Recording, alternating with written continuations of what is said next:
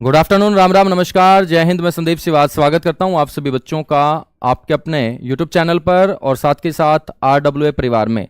जितने भी बच्चे आज के सेशन में मेरे साथ लाइव जुड़ते जा रहे हैं, एक बार फटाफट मेरे को बताइएगा कि ऑडियो वीडियो एकदम परफेक्ट है, क्लियर है, ओके है और सब कुछ परफेक्ट है। तो मेरे बच्चों स्टार्ट करते हैं आज की अपनी ये क्लास। जैसा कि आप सभी जानते हैं, SSC GD में बहुत शानदार तैयारी करवाने के लिए आप लोगों के लिए कर्मा 2.0 जो बैच है मेरे दोस्त वो लाया गया है, जिसके रजिस्ट्रेशन जो है वो 1 तारीख से चले हुए हैं और आपकी क्लासेस जो हैं वो 8 दिसंबर से स्टार्ट हो गई थी। मेरे दोस्त कर्मा 2.0 जो बैच है इसके ऊपर आप लोगों को 20% का डिस्काउंट भी मिल रहा है। आपको एक कूपन कोड अप्लाई करना पड़ेगा GD20 और कूपन कोड अप्लाई करने के बाद मेरे दोस्त ये जो प्राइस होगा ये 639 रुपए होगा। 639 रुपए होगा। बच्चों इस बैच के जो फीचर्स रहेंगे वो आपको पता होगा, लाइव क्लासेस रहेंगी, डाउट ग्रुप आपके लिए बनेगा, क्लास नोट्स PDF आपको अवेलेबल होंगी, मॉक टेस्ट आपको मिलेगा, बुक्स PDF रहेंगी, पूरी की पूरी अनुभवी बच्चों टीम आप लोगों को मिल रही है। साथ के साथ फ्री जो आपको कर्मा बैच है, इससे पहले जो SSC GD के लिए कर्मा बैच RWA पे आया था वो पूरा का पूरा बैच कर्मा 2.0 वाले बच्चों को फ्री ऑफ कॉस्ट मेरे दोस्त मिलेगा। हम बात करेंगे तो ये पूरी की पूरी अंकित सर के मार्गदर्शन में कर्मा 2.0 बैच की शानदार टीम है मेरे दोस्त। आपका जो टाइम टेबल रहेगा सिर्फ यूट्यूब चैनल के ऊपर नहीं बल्कि मेरे दोस्त एप्लीकेशन के ऊपर, यूट्यूब चैनल के ऊपर 3 दिन आप लोगों को फ्री ऑफ कॉस्ट ये डेमो इस बैच की मिल रही है और आज के बाद मेरे दोस्त आप लोगों को जो क्लासेस है वो एप्लीकेशन के ऊपर मिलेंगी और एप्लीकेशन के ऊपर भी आपके इस बैच का टाइम टेबल यही रहने वाला है। सुबह 9 बजे मैथ्स की क्लास होगी, 11 बजे रीजनिंग की क्लास होगी, 12 बजे हिंदी की क्लास होगी, बच्चों 12 बजे इंग्लिश की भी क्लास होगी। तो जो बच्चे हिंदी अपना SSC GD के एग्जाम में सेलेक्ट करने वाले हैं वो हिंदी की क्लास अटेंड करेंगे और जो बच्चे इंग्लिश मेरे बच्चों सेलेक्ट करने वाले हैं वो इंग्लिश की क्लास अटेंड करेंगे। ज्योग्राफी और इकोनॉमिक्स की क्लास दोपहर 1 बजे हुआ करेगी। इसमें सबसे पहले आपका ज्योग्राफी का सिलेबस कंप्लीट होगा और उसके बाद बच्चों इकोनॉमिक्स आपकी स्टार्ट होगी। 2 बजे जो है वो सोनवीर सर की स्टैटिक जीके की क्लास रहेगी। 4 बजे पॉलिटी की क्लास होगी और पॉलिटी कंप्लीट होने के बाद इसकी जगह आपकी हिस्ट्री की क्लास स्टार्ट हो जाएगी। 5 बजे मेरे दोस्त साइंस की जो आपकी है क्लास वो होगी। ठीक है सर, थोड़ी सी ब्राइटनेस कम करना, बच्चे चिल्ला रहे हैं कि थोड़ी सी ब्राइटनेस कम करो। बच्चों कैसे आपको बैच परचेज करना है, एप्लीकेशन आप लोगों ने इंस्टॉल कर रखी होगी, इस तरीके का फॉर्मेट आपको नजर आएगा। यहां पर पेड क्लासेस में आपको जाना है। बच्चों पेड क्लासेस में यदि आप जाओगे तो यहां पर आप बाई नाउ के ऊपर क्लिक करोगे। बाई नाउ के ऊपर क्लिक करोगे तो यहां पर आपको अप्लाई कूपन मेरे दोस्त नजर आएगा। यहां पर आपको अप्लाई कूपन पे क्लिक करना है और अप्लाई कूपन में मैनुअली आपको टाइप करना है GD20 और GD20 बच्चों नोट करते ही आप यहां पर कूपन अप्लाई करेंगे और पे ऑनलाइन कर देंगे। कितनी फीस? 639 रुपए। 639 रुपए। ठीक है, तो ये आपको ध्यान रखना है, 639 रुपए। चलेगा, स्टार्ट करते हैं मां सरस्वती के आशीर्वाद से मेरे दोस्त। और सर कम करो ना, थोड़ी सी उसमें से करो ना कम आप।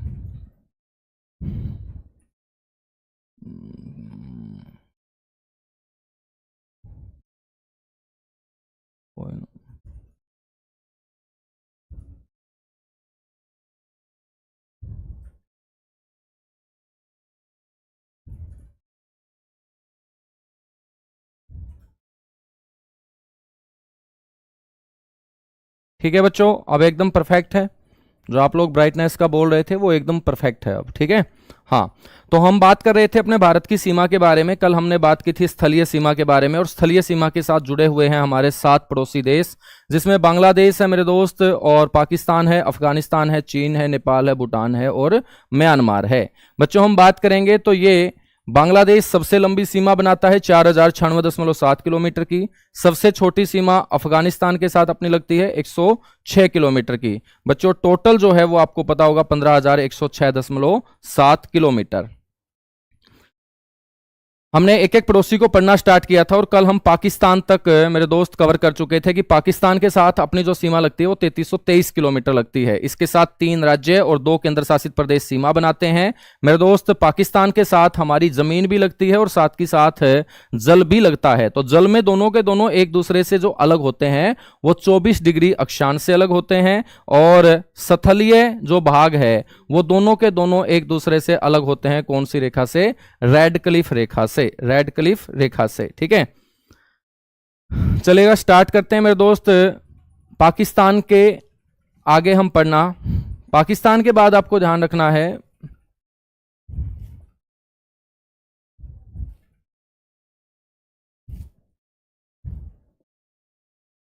नेपाल हम पढ़ेंगे।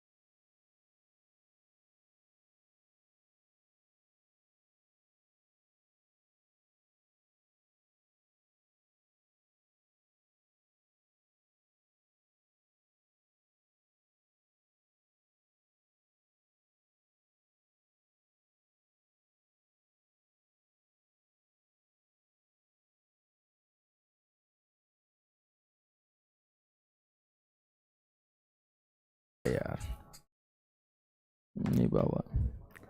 ठीक है मेरे दोस्त, तो नेपाल के साथ अपनी जो सीमा लगती है वो कितनी? 1751 किलोमीटर। और हम बात करें कि कौन कौन से जो स्टेट हैं वो नेपाल के साथ सीमा बनाते हैं, तो मेरे दोस्त इन स्टेट में सबसे पहला आपको पता होना चाहिए उत्तराखंड, जिसको हम यूके बोलते हैं।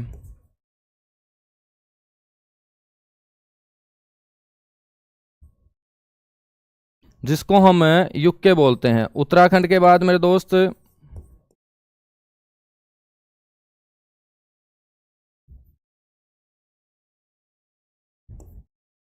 उत्तर प्रदेश।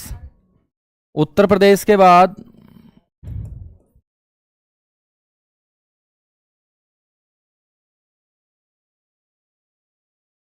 तीसरे नंबर पे बिहार।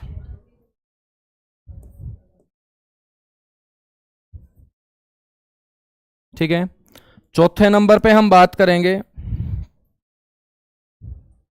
चौथे नंबर पे हम बात करेंगे मेरे दोस्त पश्चिम बंगाल।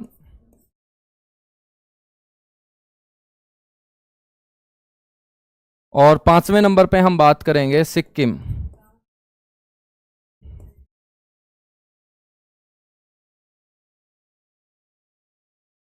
पांचवें नंबर पे हम क्या बात करेंगे? सिक्किम बात करेंगे। ठीक है, पांचवें नंबर पे हम बात करेंगे कौन सा स्टेट? सिक्किम स्टेट। मेरे दोस्त, इनको यदि हम मैप के ऊपर देखें कि कौन कौन से हैं ये पांच, तो ये है आपका उत्तराखंड, ये है आपका उत्तर प्रदेश, ये है मेरे दोस्त बिहार, ये है पश्चिम बंगाल, और ये है आपका सिक्किम। तो पांचों के पांचों आप लोगों को पता होना चाहिए मैप के ऊपर। तो ये आपका स्टेट है सर उत्तराखंड। उत्तराखंड के बाद मेरे दोस्त ये आपका जो स्टेट है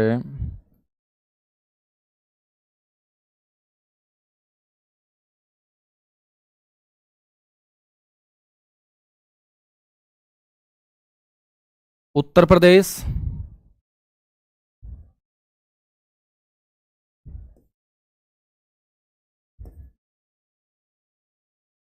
पश्चिम बंगाल,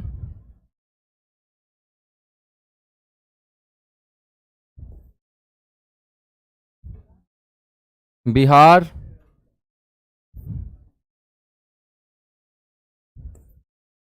और सिक्किम। आपसे कोई पूछ ले कि नेपाल के साथ सबसे लंबी जो सीमा है वो कौन सा राज्य बनाता है, तो मेरे दोस्त आपका आंसर होगा बिहार राज्य। तो नेपाल के साथ सबसे लंबी सीमा,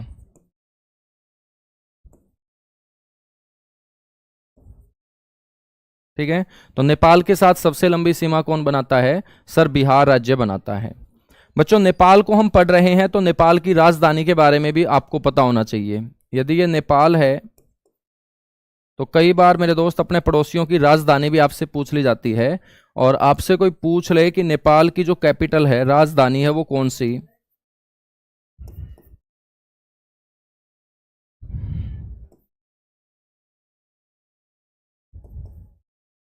ठीक है, तो राजधानी है मेरे दोस्त काठमांडू।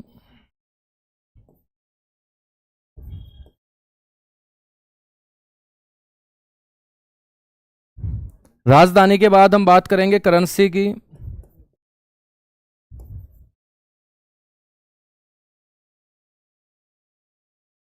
मुद्रा की।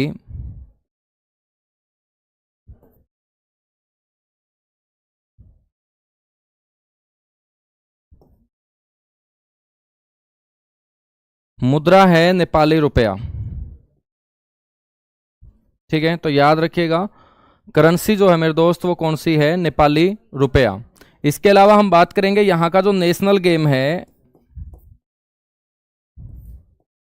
बच्चों वो कौन सा है, तो अब नेपाल ने अपना नेशनल गेम वॉलीबॉल को निर्धारित कर लिया है।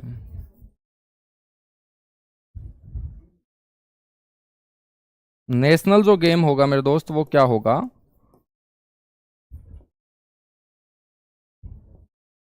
वॉलीबॉल होगा, ठीक है, तो ये आपको ध्यान रखना है, वॉलीबॉल मेरे दोस्त यहाँ का नेशनल गेम होगा। आपसे पूछ ले कि बच्चों नेपाल के अंदर जो पार्लियामेंट है, संसद है, उसे हम किस नाम से जानते हैं?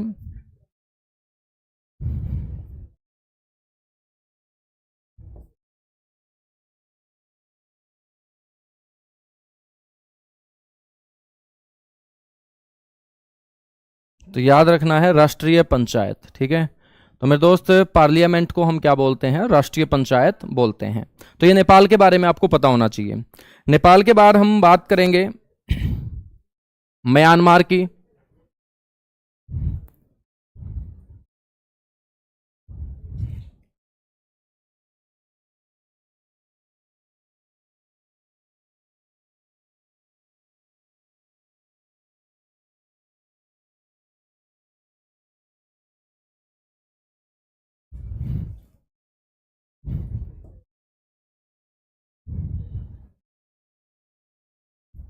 ठीक है, हम बात करेंगे म्यांमार की। तो बच्चों सबसे पहले हम बात करें कि म्यांमार के साथ अपनी जो सीमा लगती है वो कितनी लगती है? 1643 किलोमीटर। 1643 किलोमीटर।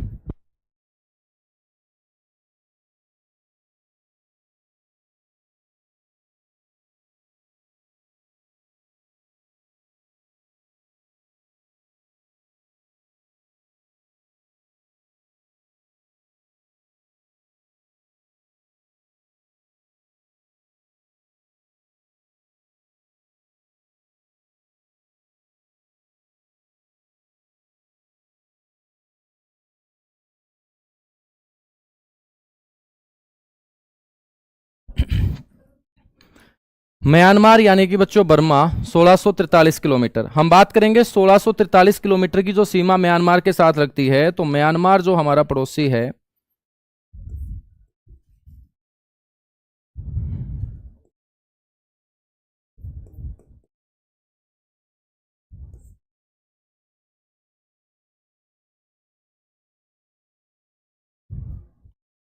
ठीक है मेरे दोस्त,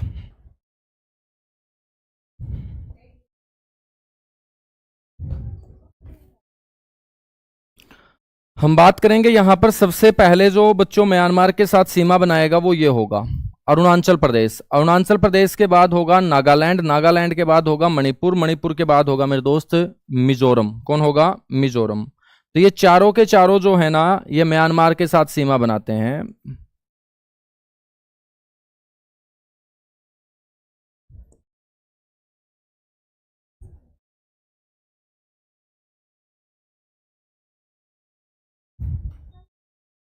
अरुणाचल प्रदेश,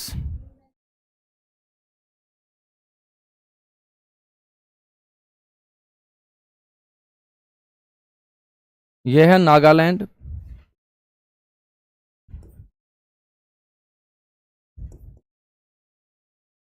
यह है मणिपुर,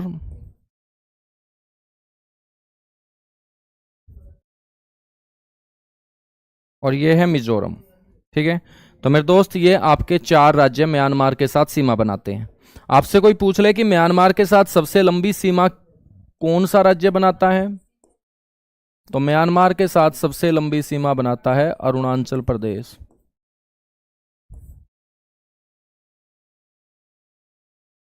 ठीक है, अरुणाचल प्रदेश। और इस अरुणाचल प्रदेश को हमने किस नाम से पुकारा?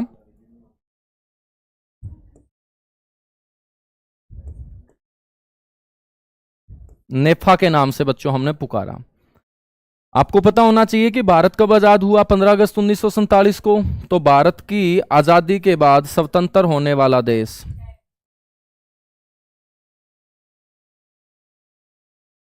बच्चों भारत के स्वतंत्र होने के बाद स्वतंत्र होने वाला देश आपका कौन सा है? म्यांमार है। भारत के स्वतंत्र होने के बाद मतलब 15 अगस्त 1947 के बाद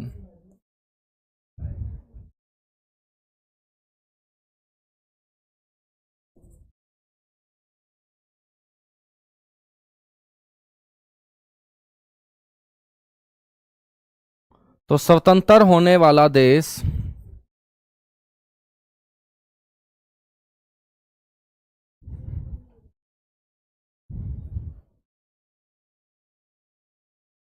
वो है मेरे दोस्त म्यांमार।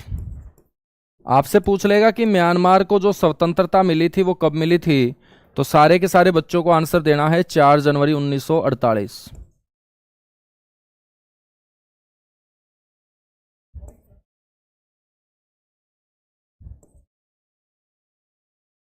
ठीक है, तो आपको ध्यान रखना है 4 जनवरी 1948।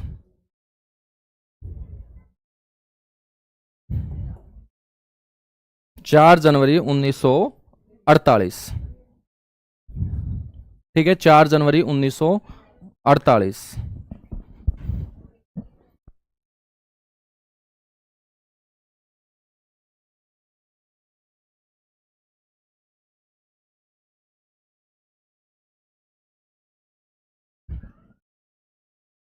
4 जनवरी 1948। ठीक है, तो भारत के स्वतंत्र होने के बाद स्वतंत्र होने वाला देश कौन सा है? म्यांमार है, 4 जनवरी 1948 को। बच्चों म्यांमार की जो कैपिटल है, यदि आपसे कोई कैपिटल पूछ ले कि कौन सी इसकी कैपिटल है, राजधानी है, तो आप सभी को बोलना है कि इसकी जो राजधानी है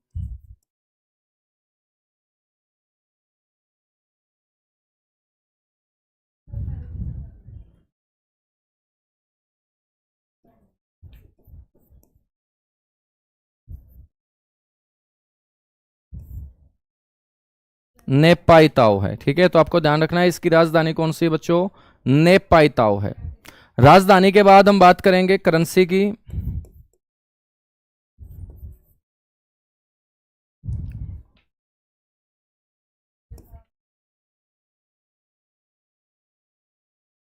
यानी कि मुद्रा की। तो इसकी जो मुद्रा है मेरे दोस्त वो क्या है?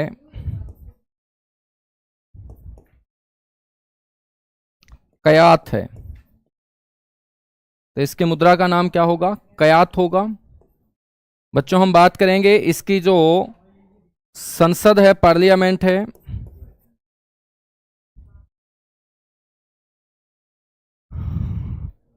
इसकी संसद का नाम है मेरे दोस्त तसोंगडू।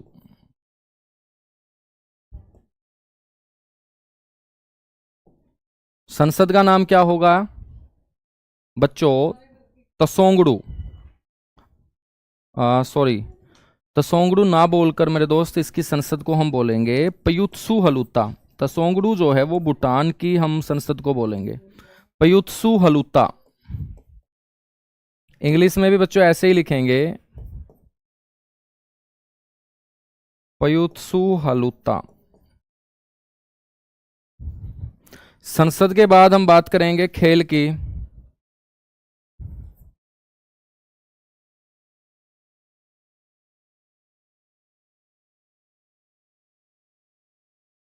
राष्ट्रीय खेल, नेशनल गेम,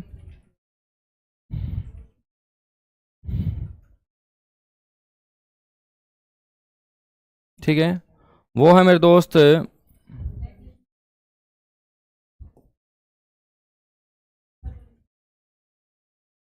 छिनलोन। तो आपको पता होना चाहिए कि नेशनल गेम जो है वो छिनलोन है, ठीक है ना, छिनलोन है।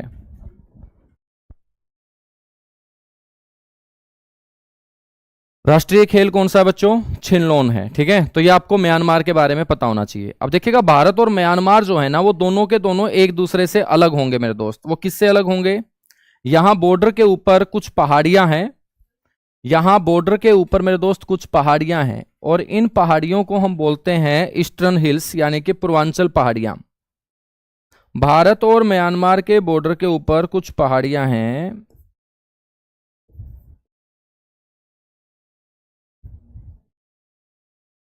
जिसको हम बोलेंगे ईस्टर्न हिल्स,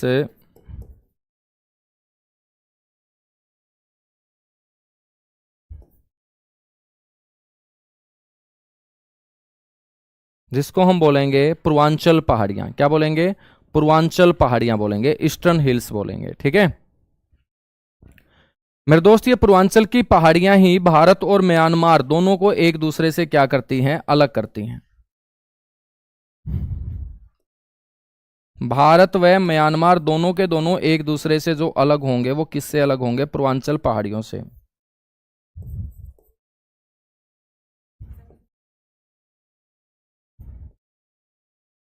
भारत और म्यांमार दोनों के दोनों एक दूसरे से जो अलग होंगे वो कौन सी पहाड़ियों से? पूर्वांचल की पहाड़ियों से मेरे दोस्त अलग होंगे। हम बात करें ये जो पूर्वांचल की पहाड़ियां हैं,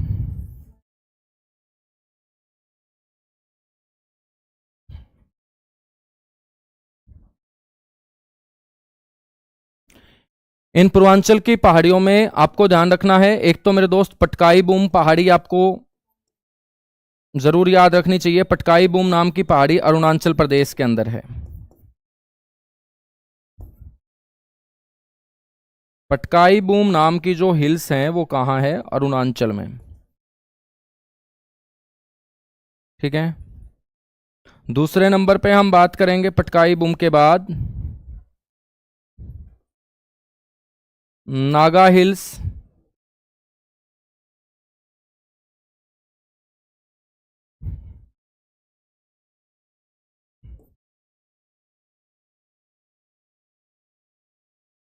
नागा हिल्स जो है वो नागालैंड के अंदर है। क्या है? नागालैंड के अंदर है। उसके बाद मेरे दोस्त आपको ध्यान रखना है मणिपुर के अंदर लुसाई हिल्स। ये सारी की सारी म्यांमार और भारत के बॉर्डर के ऊपर है मेरे दोस्त, लुसाई हिल्स। तो लुसाई हिल्स आपसे कोई पूछ ले तो आप बोलेंगे मणिपुर के अंदर है सर।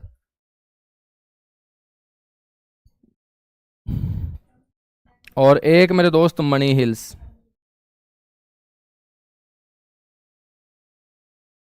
ठीक है।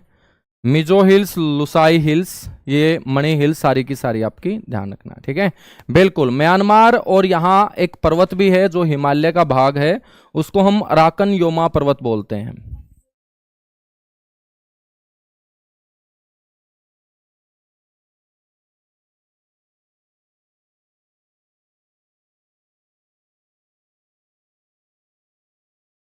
अराकान योमा पर्वत मेरे दोस्त जो म्यांमार के अंदर हिमालय का अवशेष है, हिमालय का पार्ट है। तो म्यांमार से रिलेटेड आपको ये सारे के सारे क्वेश्चंस कवर करने हैं। म्यांमार के बाद मेरे दोस्त अगला जो हमारा पड़ोसी है वो है भूटान।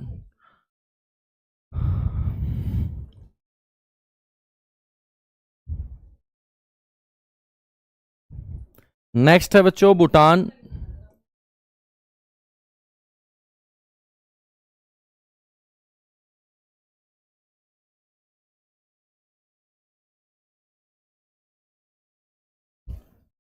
बच्चों हम बात करें तो ये जो भूटान है ना, इसके साथ अपना भारत 699 किलोमीटर बच्चों बॉर्डर शेयर करता है, सीमा बनाने का काम करता है। ठीक है, भूटान के साथ कौन कौन से स्टेट हैं जो सीमा बनाते हैं?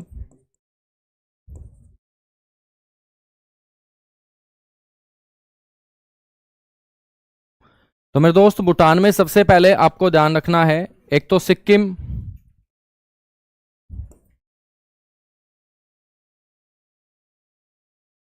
सिक्किम के बाद एक पश्चिम बंगाल,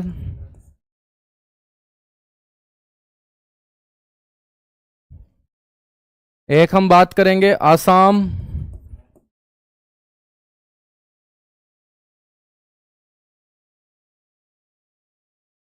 एक मेरे दोस्त याद रखेंगे अरुणाचल प्रदेश।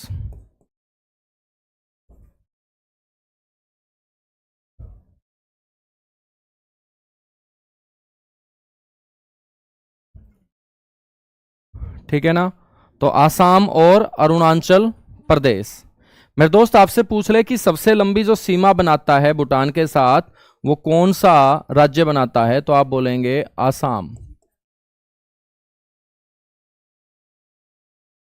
तो सबसे लंबी सीमा मेरे दोस्त भूटान के साथ कौन सा राज्य है? आप बोलेंगे आसाम राज्य, जिसे हम आज आसाम बोलते हैं बच्चों। पहले इसे किस नाम से जाना जाता था? कामरूप के नाम से। आसाम का प्राचीन नाम आपको याद रखना है, कौन सा है सर? कामरूप है। ठीक है ना, आसाम का प्राचीन नाम क्या है मेरे दोस्त? कामरूप है। बच्चों भूटान हम पढ़ रहे हैं, तो भूटान एक ऐसा हमारा पड़ोसी है जिसको हम बोलते हैं बफर। इसको बफर स्टेट की संज्ञा दी जाती है।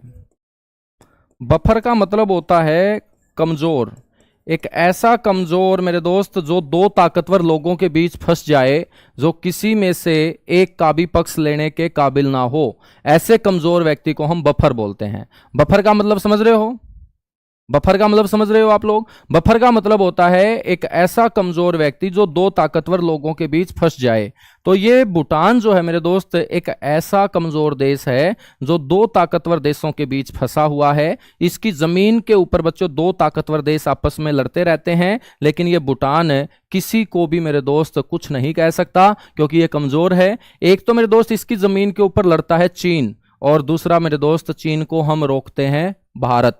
तो चीन और भारत इन दो ताकतवर देशों के बीच जब भूटान फंसा हुआ है, तो ऐसे पड़ोसी को हम क्या बोल देंगे? बफर बोल देंगे। क्या बोल देंगे? बफर बोल देंगे। हम यहां पर बात करें कि मेरे दोस्त कौन कौन से हैं जो भूटान के साथ सीमा बना रहे हैं। ये सिक्किम है आपका, ठीक है, ये मेरे दोस्त पश्चिम बंगाल है, ये आसाम है, और ये आपका अरुणाचल प्रदेश है। तो इस तरीके से ये हमारे चार राज्य हैं।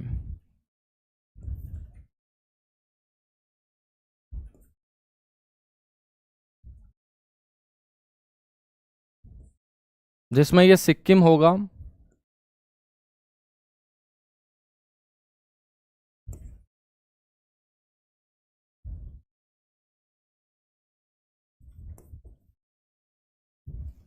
ये अरुणाचल प्रदेश होगा, ये मेरे दोस्त हम बात करेंगे आसाम होगा, और ये वेस्ट बंगाल यानी कि पश्चिम बंगाल होगा। तो इन चार राज्यों के साथ भूटान क्या बनाता है? सीमा बनाता है। ठीक है, अब आपका मन करेगा कि सर हम भूटान की राजधानी को भी पढ़ लें। बिल्कुल पढ़ेंगे मेरे दोस्त। आपसे कोई पूछ ले कि भूटान की जो कैपिटल है, राजधानी है, वो कौन सी है?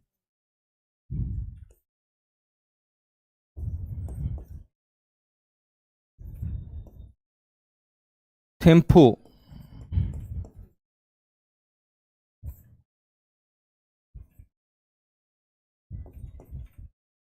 तो भूटान की कैपिटल कौन सी है बच्चों? थिम्फू। ठीक है, हम बात करेंगे मुद्रा की, यानी कि करेंसी की। मुद्रा यानी कि करेंसी। तो हम बात करेंगे मेरे दोस्त, इसकी जो करेंसी है अब वो नगुल ट्रम है।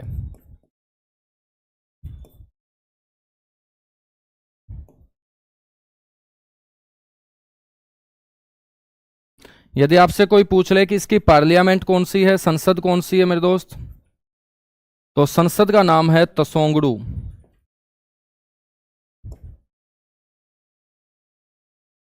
तसोंगडू मेरे दोस्त इसकी संसद का नाम है। और इसका जो नेशनल गेम होगा,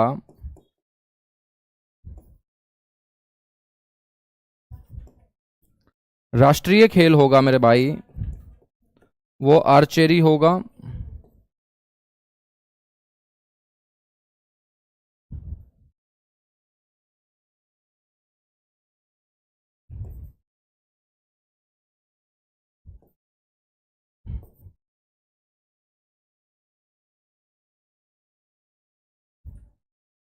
तीरंदाजी। ठीक है, क्या होगा मेरे दोस्त? बफर स्टेट ही बोलते हैं मेरे दोस्त इसको, बफर स्टेट ही बोलते हैं। ठीक है, आप बफर कंट्री भी बोल सकते हो। ठीक है ना, जैसे हम यूनाइटेड स्टेट ऑफ अमेरिका बोलते हैं, यूनाइटेड स्टेट ऑफ अमेरिका बोलते हैं ना, ऐसे ही।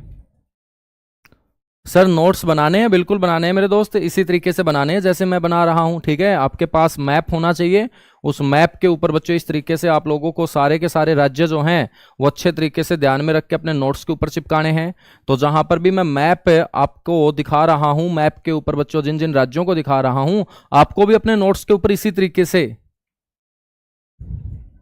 ठीक है, काम करना है।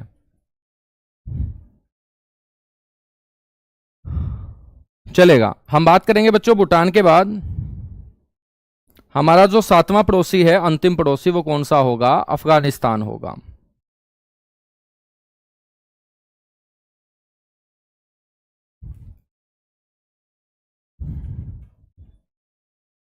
हमारा जो सातवां स्थलीय पड़ोसी है बच्चों, उसका नाम है अफगानिस्तान।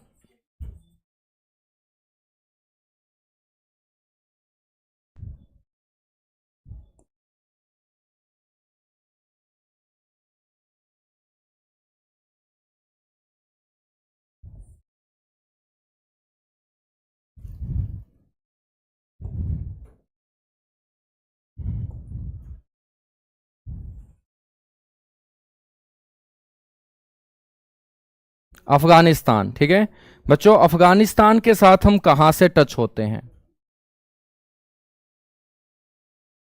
हम यहां से टच होते हैं। ठीक है बच्चों, ये जो रेखा है ना, इस रेखा को कहा जाता है डुरंड रेखा। इस रेखा को हम कौन सी लाइन बोलते हैं? डुरंड लाइन बोलते हैं, क्योंकि डुरंड नाम के अंग्रेज ने इसको खींचने का काम किया था।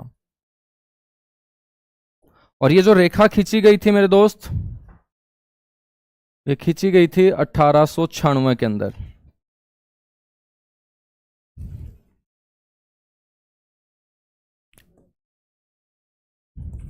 1896, 1896 के अंदर। और आप सभी जानते हैं कि यदि ये डुरंड रेखा है तो डुरंड रेखा के इस साइड बच्चों जो हमारा पड़ोसी है ना, वो अफगानिस्तान है। अफगानिस्तान है। ठीक है, साथ के साथ हम बात करेंगे तो यहां मेरे दोस्त लद्दाख है। तो अपने भारत का जो लद्दाख है ना, वही अफगानिस्तान के साथ क्या बनाता है? सीमा। और मेरे दोस्त ये सीमा है 106 किलोमीटर की। तो अफगानिस्तान के साथ जो हम सीमा बनाते हैं वो 106 किलोमीटर। तो सबसे छोटी सीमा बनाने वाला पड़ोसी है एक तो ये।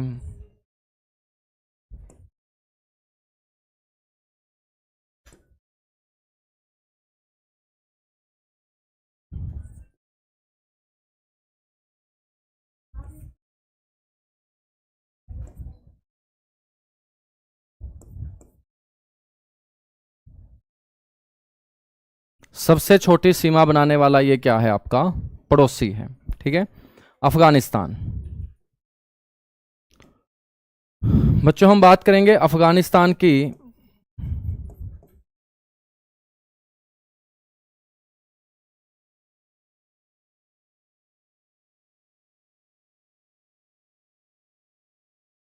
राजधानी कौन सी है? तो अफगानिस्तान की राजधानी है मेरे दोस्त काबुल।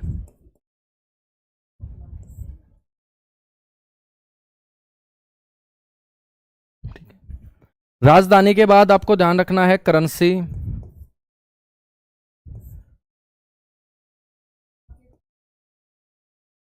यानी कि मुद्रा कौन सी है?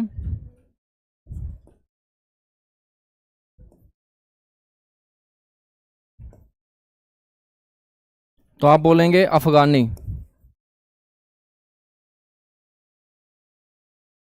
अफगानी मुद्रा के बाद मेरे दोस्त हम बात करेंगे पार्लियामेंट की, संसद की। तो अफगानिस्तान की संसद का नाम है मेरे दोस्त सोरा। और आपसे कोई पूछ ले कि अफगानिस्तान जो हमारा सबसे छोटी सीमा बनाने वाला पड़ोसी देश है, इसका जो नेशनल गेम है, राष्ट्रीय खेल है मेरे दोस्त, वो कौन सा है? तो सभी बच्चों को आंसर देना है कि सर इसका राष्ट्रीय जो खेल होगा वो बुजकासी होगा।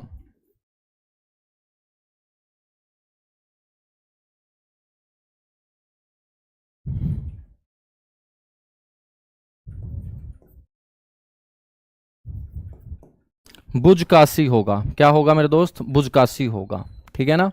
बुजकासी एक ऐसा गेम होता है जिसके ऊपर बच्चों घोड़े के ऊपर बैठ के ये खेला जाता है। और घोड़े के ऊपर बैठ के बच्चों एक हिरण का मांस का टुकड़ा लटका कर उस हिरण के मांस के टुकड़े को छीनने की आपस में कोशिश करते हैं।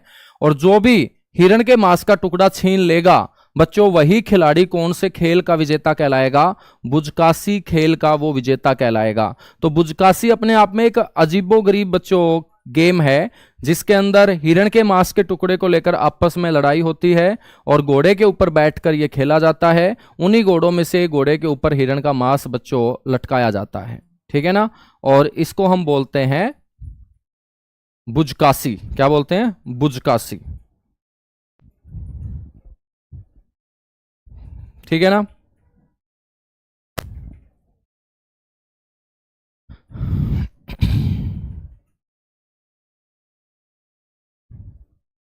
समझ में आई बात?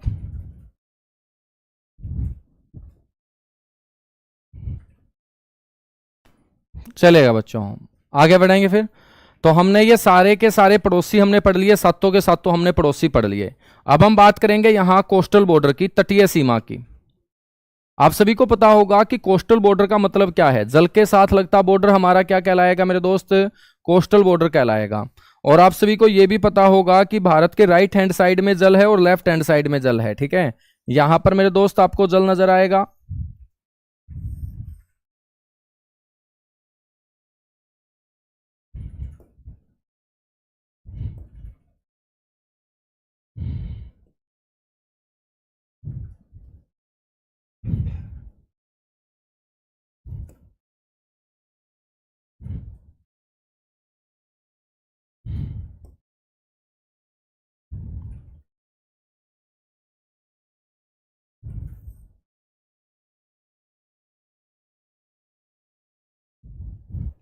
ठीक है, इस साइड का जो जल होगा मेरे दोस्त, इसको हम बोलते हैं अरेबियन सी, यानी कि अरब सागर। बच्चों अपने भारत के दक्षिण में आपको जो जल नजर आएगा इसको हम बोलते हैं इंडियन ओशियन, जो भारत के चरणों को धोने का काम करता है।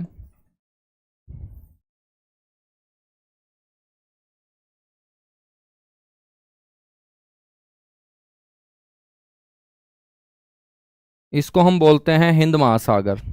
और एक है मेरे दोस्त इस साइड, इसको कहा जाता है बे ऑफ बंगाल।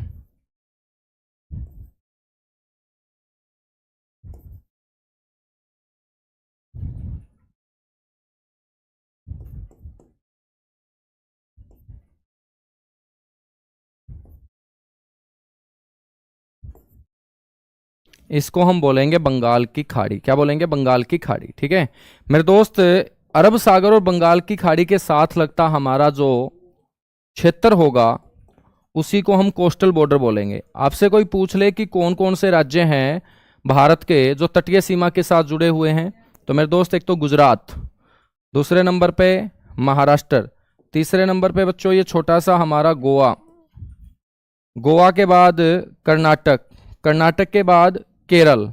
ठीक है, तो आपको ध्यान रखना है 5 राज्य हमारे मेरे दोस्त अरब सागर के साथ टच होते हैं, जिसमें गुजरात, गुजरात के बाद महाराष्ट्र, महाराष्ट्र के बाद गोवा, गोवा के बाद कर्नाटक, कर्नाटक के बाद केरल। केरल के साथ साथ बच्चों अरब सागर से तमिलनाडु का भाग भी थोड़ा सा टच होता है। हालांकि तमिलनाडु का ज्यादातर हिस्सा बंगाल की खाड़ी के साथ टच होगा। तमिलनाडु के ऊपर है मेरे दोस्त आपका आंध्र प्रदेश, आंध्र प्रदेश के ऊपर है उड़ीसा, और उड़ीसा के ऊपर है मेरे दोस्त पश्चिम बंगाल। इस तरीके से ये 9 राज्य जो है ना, ये अपने भारत के कोस्टल बॉर्डर के साथ चिपके हुए हैं।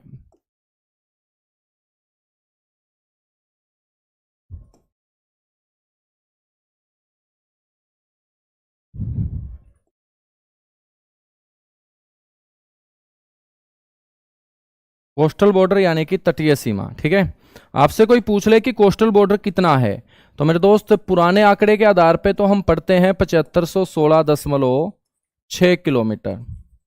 तो ये आपका मेरे दोस्त ओल्ड डेटा है, और नए डेटा के अकॉर्डिंग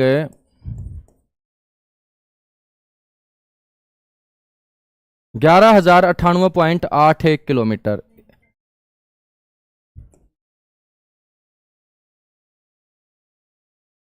ये आपका मेरे दोस्त नया आंकड़ा है। ठीक है ना, तो तटीय सीमा के साथ भारत के 9 राज्य और 4 केंद्र शासित प्रदेश जो है ना वो सीमा बनाते हैं। आपसे कोई पूछ ले कि तटीय सीमा के साथ भारत के कितने राज्य हैं,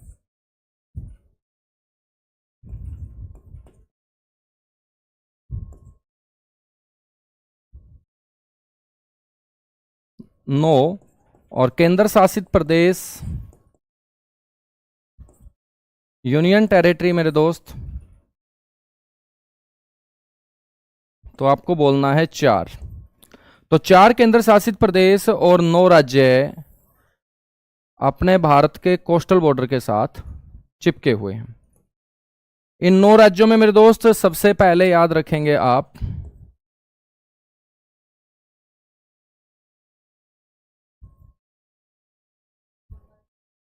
गुजरात, गुजरात के ठीक नीचे है मेरे दोस्त महाराष्ट्र, महाराष्ट्र के बाद तीसरे नंबर पे गोवा, गोवा के बाद कर्नाटक, कर्नाटक के बाद मेरे दोस्त याद रखिएगा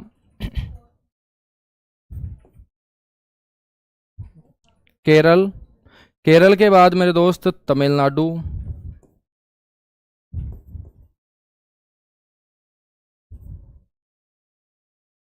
तमिलनाडु, तमिलनाडु के बाद बच्चों आपको ध्यान रखना है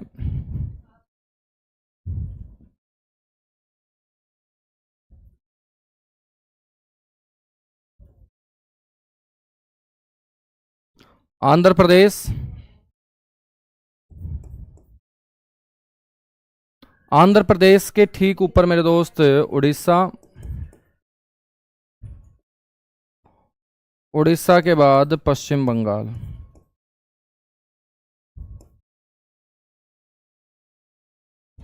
पश्चिम बंगाल। ठीक है बच्चों, 4 केंद्र शासित प्रदेश कौन है? तो इन 4 केंद्र शासित प्रदेशों में एक तो आपको ध्यान रखना है अंडमान निकोबार। बच्चों सबसे लंबी तटीय रेखा, लॉन्गेस्ट कोस्टल बॉर्डर जो आपका होगा वो किसका होगा? अंडमान निकोबार का होगा।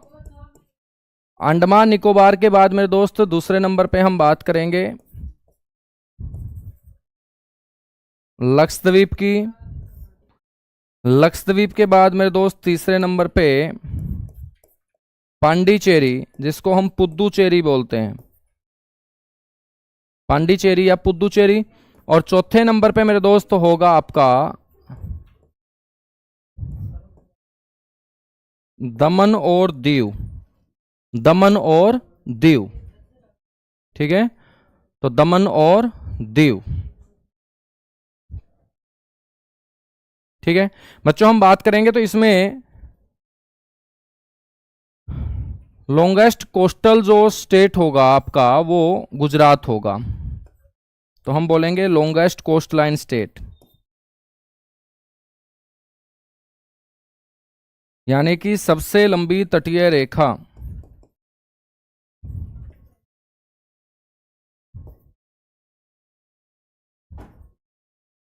इसको हम बोलेंगे सबसे लंबी तटीय रेखा वाला राज्य कौन सा होगा बच्चों, गुजरात होगा, ठीक है।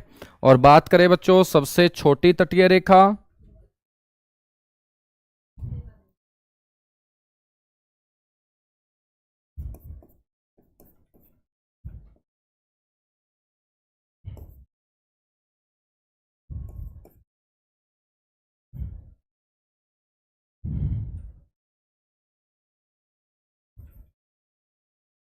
तो सबसे छोटी तटीय रेखा वाला मेरे दोस्त राज्य कौन सा होगा, गोवा होगा, कौन सा होगा, गोवा होगा, ठीक है। तो सबसे छोटी तटीय रेखा वाला राज्य कौन सा होगा, गोवा होगा।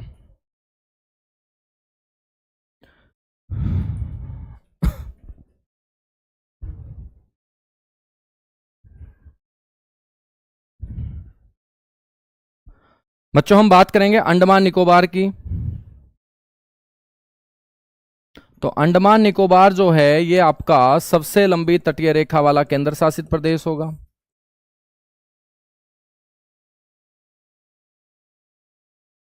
सबसे लंबी तटीय रेखा मेरे दोस्त किसकी होगी, अंडमान निकोबार की होगी। तो आपसे कोई पूछ ले कि सबसे लंबी तटीय रेखा वाला कौन होगा मेरे दोस्त, तटीय रेखा को बच्चों कोस्ट लाइन बोलेंगे,